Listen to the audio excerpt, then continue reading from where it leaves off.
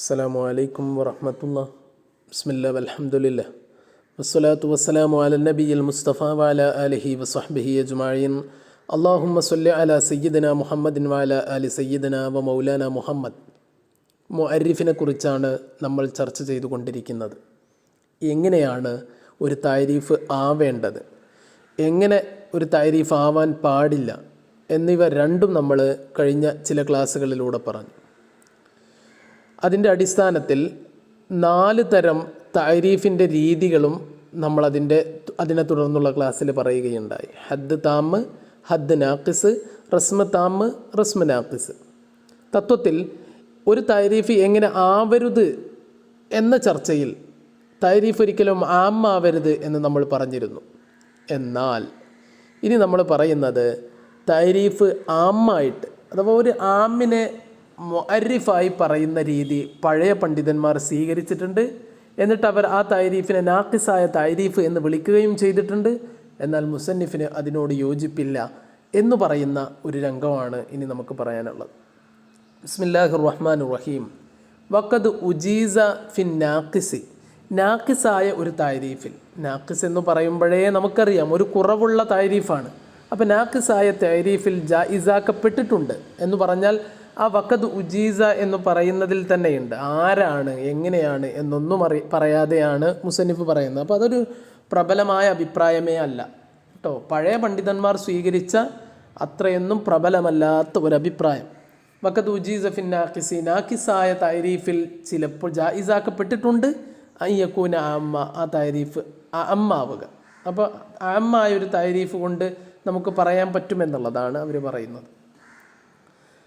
ഇഷാറത്തുൻ ഇലാമ അജാസഹുൽ മുതഖദ്ദിമൂൻ, പഴയ മന്തിഖി പണ്ഡിതന്മാർ ജായിസാക്കിയ ഒരു അഭിപ്രായത്തിലേക്കുള്ള സൂചന.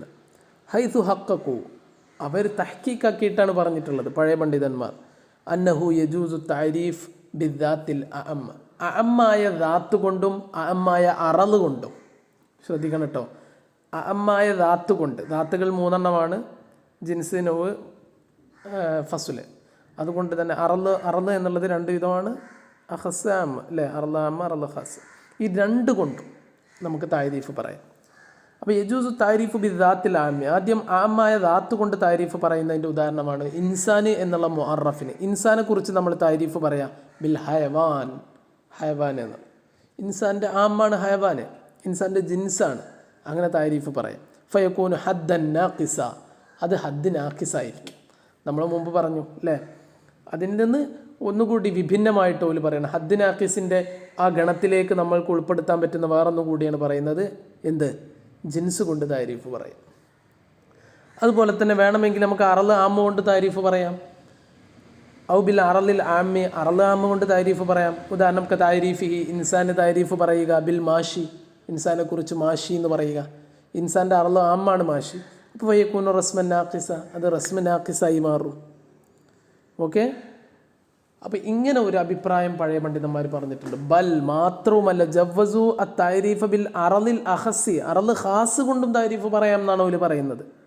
ഇപ്പോൾ ഉദാഹരണം നമുക്ക് താരീഫിൽ ഹയവാന്, ഹയവാന് താരീഫ് പറയുക ബില്ലാഹിക്ക് അല്ലേ, ഇൻസാനല്ല ഹയവാന് താരീഫ് പറയുക ബില്ലാഹിക്ക് എന്ന്. അപ്പോൾ ഇൻസാൻ്റെയും മുകളിലുള്ളതാണ് ഹയവാൻ. ഈ ഹയവാനെ കുറിച്ച് ലാഹിക്ക് എന്ന് പറഞ്ഞാൽ അല്ലേ എത്രയോ അഹസ്സായൊരു താരീഫാണ്. അപ്പോൾ അങ്ങനെയൊക്കെ ഓല് പറഞ്ഞിട്ടുണ്ട്, അങ്ങനെയൊക്കെ പറ്റും എന്ന് അവർ പറഞ്ഞിട്ടുണ്ട്. ലാകിന്നൽ മുസന്നിഫ ലം യഅ്തദ്ദ ബിഹി, മുസന്നിഫ് അത് പരിഗണനക്കേ എടുത്തിട്ടില്ല. ലിസഅമിഹി, കാരണം അദ്ദേഹം വാദിക്കുന്നത്, മുസന്നിഫ് പറയുന്നത് അന്നഹു, ഇങ്ങനെ താരീഫ് പറയുക, താരീഫ് അറള് ദാത്തി കൊണ്ട് താരീഫ് പറയുക, ദാത്തി ആമ കൊണ്ട് താരീഫ് പറയുക, അറള് ആമ കൊണ്ട് താരീഫ് പറയുക, അതുപോലെ തന്നെ അറള് അഹസ് കൊണ്ട് താരീഫ് പറയുക എന്നുള്ളതെല്ലാം അത്താരീഫ് ബിൽ അഖ്ഫയായ ഒരു താരീഫാണ്. വഹുവ ഗൈറു ജായിസുൻ അസ്ല, അതൊരിക്കലും പാടില്ല എന്നാണ് മുസന്നിഫിൻ്റെ വാദം. അതുപോലെ തന്നെ പിന്നെ മറ്റൊന്നുകൂടി കല്ലഫ്ലി, ലഫ്ലിയായ താരീഫുണ്ട്, അതും ചിലവർ അംഗീകരിച്ചിട്ടുണ്ട്. ലഫ്ലിയായ താരീഫിനെ പോലെ എന്തുണ്ട്, നാഖിസിൽ ആമും ജായിസാക്കപ്പെട്ടിട്ടുണ്ട് എന്നാണ് പറഞ്ഞിട്ടുള്ളത് അല്ലേ. അപ്പോൾ എന്താണ് ലഫ്ലിയായ താരീഫ്? വഹുവ മാ യസ്തുഖു ബിഹി തഫ്സീറു മദ്ലൂലിൽ ലഫ്ലി, എന്താണോ ലഫ്ൽ അറിയിക്കുന്നത് അതിൻ്റെ ഒരു വിശദീകരണം മാത്രം. ലഫ്ൽ എന്താണോ അത് അതിൽ കൂടുതലൊന്നും ഉണ്ടാവില്ല. ഒറ്റ വാക്കിൽ, ഞാൻ നേരത്തെ പറഞ്ഞിട്ടുണ്ടായിരുന്നു, ഒറ്റ വാക്കിൽ ഉത്തരം എഴുതുക എന്ന് പറയുന്ന പോലെയാണ്. ഒറ്റ വാക്കിൽ താരീഫ് പറയുക, അതിനാണ് ലഫ്ലി എന്ന് പറയുന്നത്. അത് തഅയീനു മുസമ്മൽ ലഫ്ലി, ലഫ്ലിൻ്റെ അർത്ഥം എന്താണോ, ലഫ്ല് എന്തിനെക്കുറിച്ചാണോ അതിൻ്റെ പേര് വെച്ചിട്ടുള്ളത് അതിനെ വിശദീകരിക്കുക. മിൻ ബൈനൽ മആനിൽ മഖ്സൂന, അതിനെ ആ ഒരു ലഫ്ല് പറയുമ്പോൾ ഒരുപാട് അർത്ഥം അതിനുണ്ടാവും. ഫിൽ ഖാത്തിരി, നമ്മുടെ മനസ്സിൽ. അപ്പോൾ അതിൽ നിന്ന് നമുക്ക് എന്താണോ ഇത് സൂചിപ്പിക്കുന്നത് എന്ന് മാത്രം കിട്ടുക. ഉദാഹരണം പറഞ്ഞാൽ ഞങ്ങൾക്ക് മനസ്സിലാവും.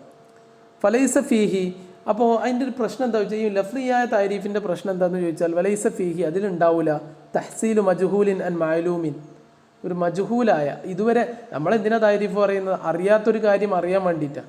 ആ ഒരു ഏർപ്പാട് അതിൽ നിന്ന് കിട്ടൂല.